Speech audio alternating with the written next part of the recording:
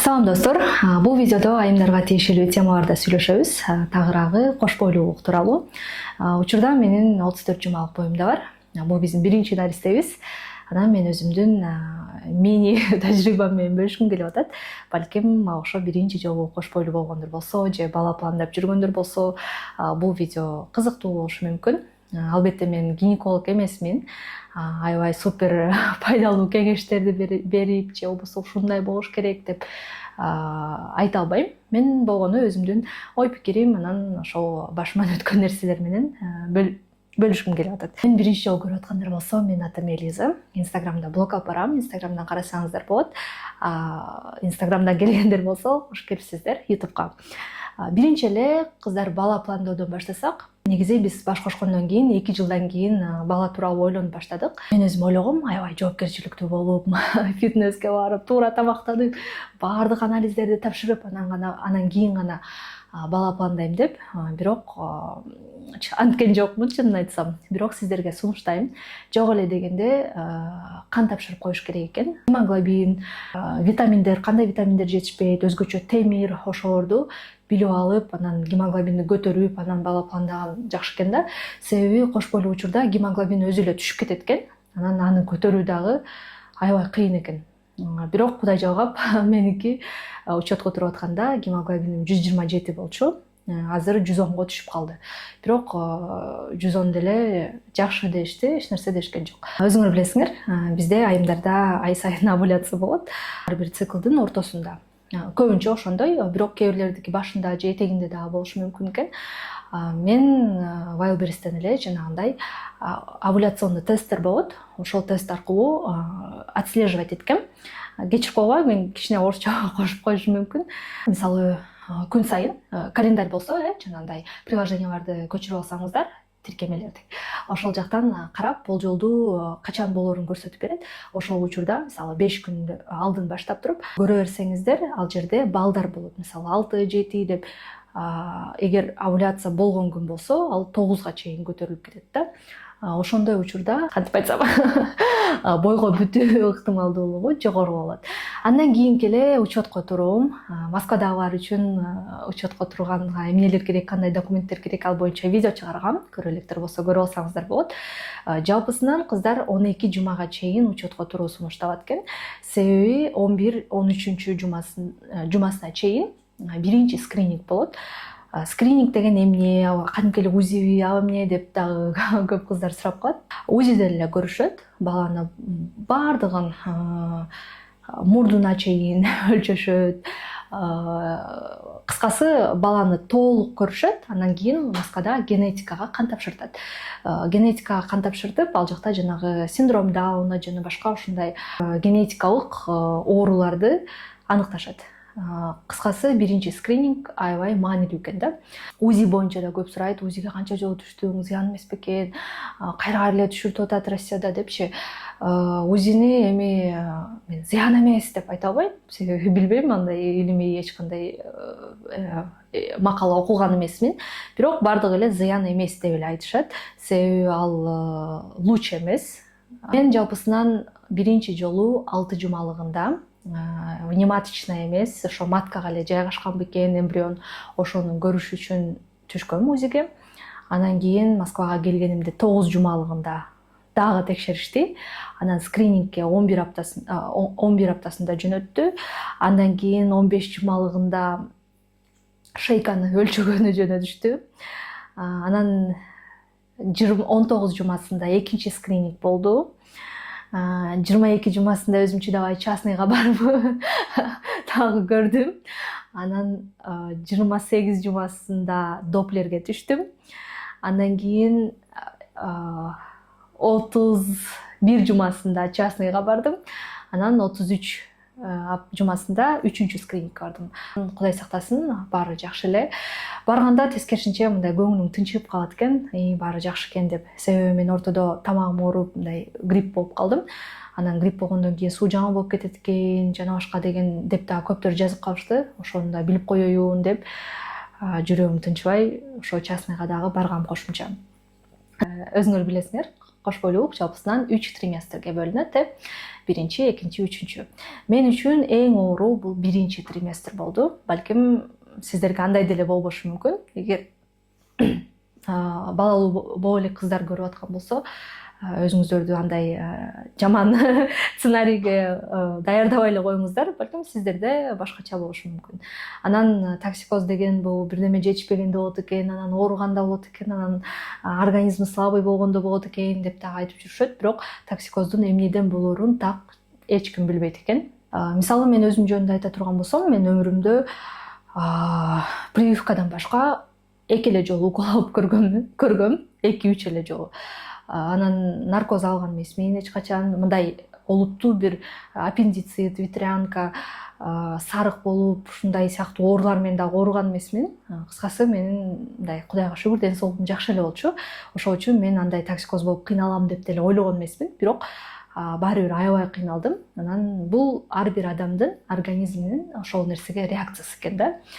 Ошол үчүн эгер сиздерде да аябай катуу токсикоз болсо, менде эмне жетишпей атыптыр, же болбосо тигиндей мындай деп өтө катуу мындай өзүңүздөрдү жемелебей эле коюңуздар. Себеби бул ошол организмдин реакциясы. Хафитол деген дары жазып берди. Хафитол бир аз жардам бергендей болду.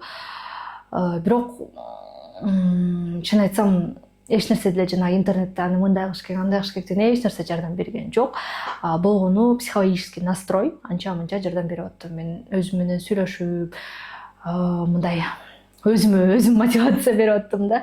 Себеби токсикоз болгондор билет болуш керек. Бул өтө жаман. Мен мурда укканда мен ойлочумун, бул учур бир жанагындай тамак жегим келген, анау деген бир эркелеген бир мезгил болот окшойт деп. Чынында андай эмес экен. Мен бир күндө 9-10 жолу кусуп аткан кускан күндөрүм дагы болот да. Анан ошол үчүн токсикоз болуп аткандар болсо, азыр сиздерге сабырдан башка эч нерсе дей албайм. Буюрса бул да өтүп кетет. Менде токсикоз 14 жумасына чейин болду. 13 жумадан баштап акырындап кете баштады. Өзү эле акырындап кетип, анан 14 жумасында эч нерсе сасыбай калды. Эшикке чыксам баары сонун, адамдар сасыбайт, өзүм да сасыбайм, жыргап кайра жаңы төрөлгөндөй болдум да. Эң сонун мезгил мен үчүн экинчи триместр болду. Экинчи триместр жалпысынан 13 жумасынан башталат экен. Аябай сонун өзүмдү сонун сезип, энергиям ашып, курсакта канча чыга элек, мындай жыргап жүргөн учур болду. Триместрден биринчи жолу баланын кыймылдаганын сезесиң. Кыймылын сезүү плацентага байланыштуу да болот экен. Кээ бирлерде плацента по передней стенке жайгашат экен, кээ бирлерде по задней стенке. Меники алды жагында болгон үчүн мен бир аз кечирээк сездим. Интернеттен окусам дагы алды жагында болгондордуку бир аз кыймылын кечирээк, анан мындай катуураак эмес, жайыраак сезди экен да. Жалпы 20 жумасында жакшылап билип баштадым. Бирок ага чейин деле мындай билинип кеткендей болуп нерсе боло берчү. Бирок так ооба деп ушул деп мындай ишеничтүү эмес болчумун. 20-21 неделясынан баштап билип баштадым. Мага бир балыктар сүзгөндөй, ушул сыяктуу мындай аябай сонун бир сезимдер да. Кечке күтүп отурасың, дагы качан болот депчи. Азыр болсо 34 жумасында качан токтойт дейсиң. Себеби бакыш батпай баштады менин кызым. Ары бери тепкилеп, бир колу буту азыр баш ылдый да. Буту бул жакта болгон үчүн кабырганга тегет, колу менен бул жагын чукуйт. Одар ар нерсе кылат, мындай кээде ооруп дагы кетет да, кадимкидей. Экинчи скрининг 19 жума 4 күндө болду. 19 жума 4 күн болгондо болду. Экинчи скрининг дагы аябай маанилүү. Анда дагы аябай жаш 20 мүнөттөй текшерген. Бирок мындай гостордо же мага эле ошондой болду билбейм. Эч нерсе сүйлөбөй карап анан всё хорошо деп коет да. Ошон үчүн дагы мен частныйга чуркап кетип аттым. Экинчи, үчүнчү, бешинчи балаң болсо балким мынчалык эме болбойсуң. Биринчи балаң болгон үчүн анын үстүнө мен мындай аң сезимдүү түрдө 25 жашымда биринчи жолу эне болоюн деп атам. Ошого мага бардыгы маанилүү сезилип атат да. 19 жумасында жынысын билдик. Кагазга жазып бериңиз деп кагазга жаздырып алгам. Анан гендерпатия кылдык, ал боюнча дагы видеолорубуз бар. Ошентип кыз экенин билдик. Негизи кыз экенин ага чейин эле өзүм билип жүргөм. Ал боюнча 1 сааттык өзү видео кылса болот. Негизи эле эне жүрөгү сезет деп коет го. Ошого мен ушуга ишенем. Анан витаминдер боюнча кандай витамин ичип атасың, эмне ичип атасың деп менден көптөө сурашат инстаграмдан. Фолиевый кислота, аны баарына жазып берет. Фолиевый кислотаны мен кош бойлуулукту пландап жүргөн учурдан баштап эле ичип баштаган болчумун. Кийин деле уланта бердим. Магний дагы бир күндө 4 таблеткадан ичип аттым. Йодамарин, аны болсо 2-триместрде обязательно сөзсүз түрдө йодамаринди ич деп айтты. Элевит ичкем. Элевит ичип, бирок сториске жүктөсөм бардыгы ал халал эмес, составында жанагы желатинби, ошондой бар деп жазып калышты. Анан негизи ичип баштагам, анан эми күмөндүү нерсе болсо ичпей эле коеюн деп ичпей койдум кийин. Бирок окусам анда 2 составы болот экен. Балыктын желатиниби, туура эле айтып атам билбейм, эгер туура эмес айтып атсам кечирип койгула, оңдоп койгула комментарийде. Балыктыгы, анан чочконуку дагы болот экен да. Ошол мен окусам балыктыгы деп жүрөт. Анан жакшы түшүнгөн жокмун, чынын айтсам. Бирок жарымын ичип, жарымын ичкен жокмун. Фолиевый кислота ушундай болчу. Анан витамин С. Витамин С да ичтим. Анын себеби бул иммунитетти көтөрөт экен. Мен жана тамагым ооруп калды деп атпадымбы? Ошол тамак ооруган учурда ушуну жазып берген. Муну да бир аз эле ичип, баарын ичкен жокмун. Азыр эми бардык эле кыздар аябай аң сезимдүү даярданып, жанагындай курстарга барып, йога андай мындай кылып ошентип атпайлыбы? Заманбап заманга жараша жакшы эне болоюн депчи. Мен деле ошентип ойлогом, бирок йогага ана барам, мына барам дегенче 8 ай болуп калды. Эми ушу менен барбайм деле окшойт. YouTube'дан эле карап, өзүм анча-мынча разминка кылып коюп атам. Туура дем алганды карап коюп атам, видеолорду, лекцияларды көрүп коюп атам. Кантип дем алыш керек, жанагы толгоо учурунда өзүңдү кандай алып жүрүш керек, эмне кылыш керек деген сыяктуу китептерди сатып алгам. Ошолорду да окуп атам. Анан YouTube'дан эле акысыз лекцияларды көрүп атам. Курс сатып алган жокмун, чынын айтсам. Вес боюнча, салмак бул баарынын деле көйгөйү окшойт. Баары эле ай мен мынча кошуп салдым, анча кошуп салдым деп анан такыр төрөгөн адамдарга мен 15 килограмм коштум десең, алар деп карайт. Мен деле ушинтип карачумун, ужас депчи. 15 килограмм деп. Чынында кыздар 15-20 килограмм кошсоң деле ал мындай жашоодогудай болуп көрүнбөйт. Мисалы, сен боюңда жок учурда 15 килограмм кошсоң, албетте дароо мындай семирип, дароо көрүнө билинет да. Ал эми кош бойлуу учурда, мисалы, мен азыр 12,5-13 килограмм тегерегинде коштум. Камерадан кичине былтыйып көрүнүшү мүмкүн. Бирок жашоодо мен жанымдан мындай өтө антип былтыйып семирип кеткендей деле көрүнбөйм. Өзүм деле 13 килограмм каякта деп карап коем да. Эми албетте ал жерде баланын салмагы, суу, плацента, матка, ошонун баардыгы кошулат да. Бирок шишип калат экенсиң. Кичине отек пайда болуп, беттериң шишип бир аз.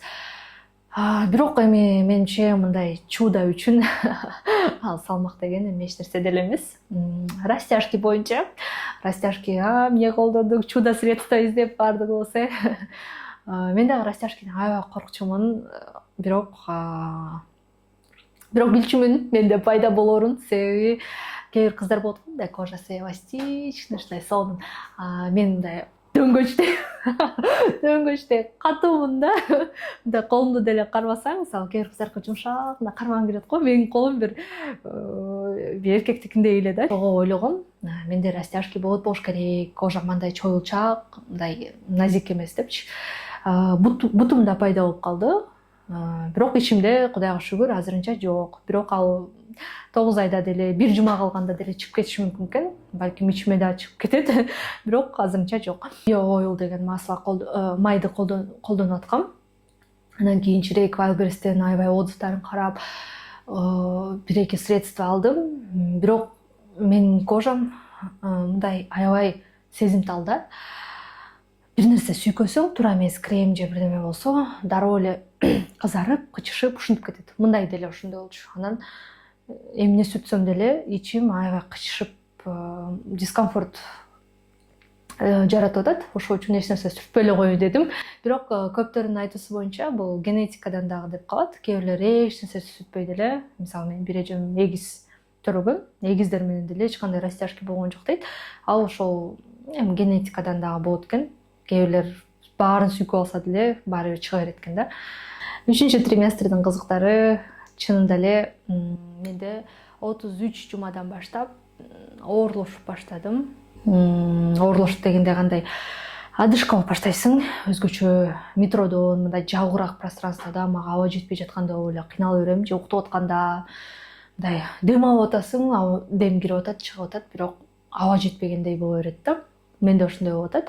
Анан изжога, зарна, бул бале болду, зарна деген тажап, ошончалык тажадым, чынын айтсам, ошон үчүн эле мындай эртерээк төрөгүм келип атат.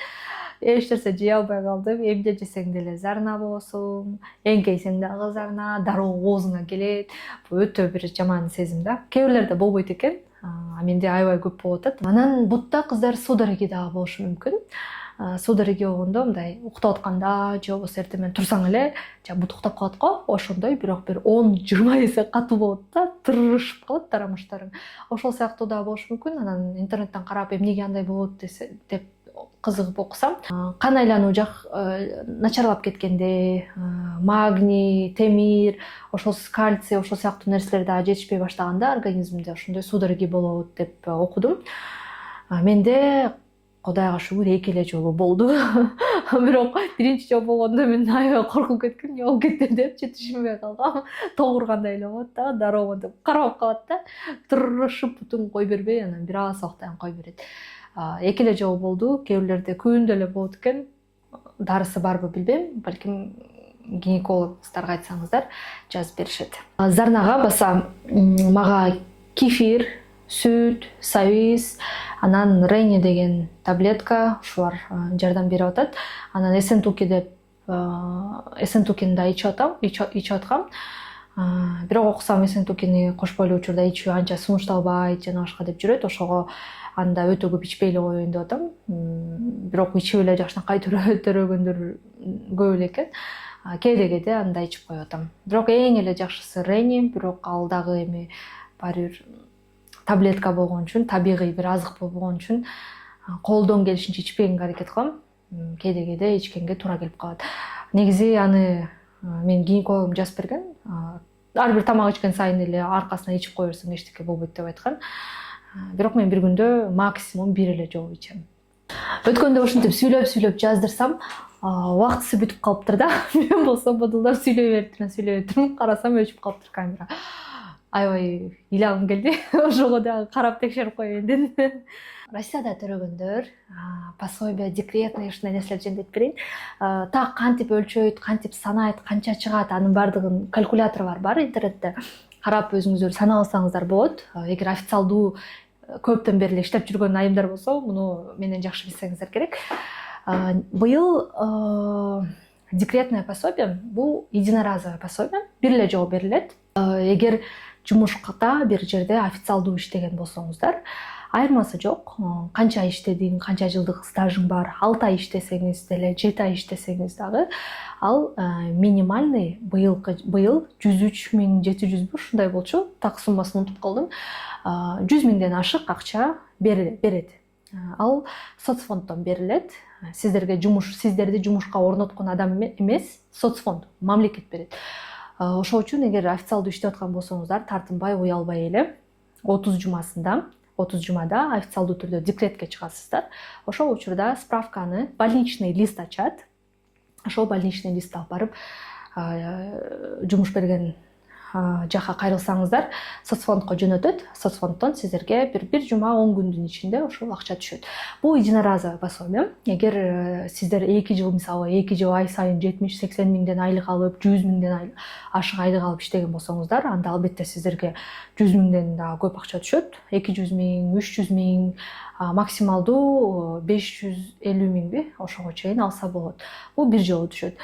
Андан кийин төрөгөндөн кийин быйыл 24 миңби, 25 миң дагы түшүш керек. Бул единоразовая помощь, бир жолу ушундай жардам катары соцфонддон берилет. Бул дагы ал дагы ошол жумуш берген адамдар тарабынан жөнөтүлөт, ошол сыяктуу. Кийин мэрдер, Москванын мэри тарабынан дагы 20 000 же болбосо подарок, белек берилет. Бизде эми кыргыздар көбүнчө эле ошол 20 000 алышат. Кыскасы, Москвада иштеген болсоңуздар официалдуу 140 000 алганга мүмкүнчүлүк бар. Көп жылдан бери жашап иштеп, көп налог төлөгөн болсоңуздар, албетте андан дагы көп аласыздар. Андан кийин эле бул пособие по уходу за ребенком дополнительно берилет. 1,5 жашка чейин официалдуу ошо иштеген болсоңуздар, ал апасы же болбосо атасы деле иштеген болсо кайрыла берсе болот. Бала 1,5 жашка чыкканга чейин ай сайын акча төлөп беришет. Минималдуу 9800 болсо керек. Быйыл канча болуп калды билбейм. Максимально 50 000ден ашыгыраак да. Ал дагы ошол доходуңуздарга, төлөгөн налогуңуздарга, айлыгыңыздарга жараша өздөрү санап чыгарып беришет. Көпчүлүк ошол 15 000ден тегереги 20 000ге чейин алышат. Бул дагы аябай сонун. Бала 1,5 жашка чыкканча памперсине, анысына, мунусуна аябай жакшы да. Кыргызстанга кетип калсаңыздар деле төлөнө берет. Менин тааныштарымда дагы ошондой учурлар көп эле болгон. Өздөрү Кыргызстанга барып, мисалы 4-5 ай жүрүп келсе деле ошол акча баары төлөнүп, баласы 1,5 жашка чыкканга чейин алышкан. Биз ошо таможенный союзда болгонубуз үчүн бизге ушундай өздөрүнүн жарандары катары эле жакшы мүмкүнчүлүктөрдү кылып беришкен. Мен дагы мурда билчү эмесмин, кийин билип аябай вау дедим, жакшы экен деп. Бул менин обменная картам. Обменная картанын ичинде баардык маалыматтар болот. Эгер жаңы учетко туруп, жаңы боюнда болгондор болсо, ушундай сиздерге да обменная карта берет. Бул жака баарын жазып коет. Баарын жазып, ар бир скринингдикин дагы ушундай кылып прикреплять этип чаптап беришет.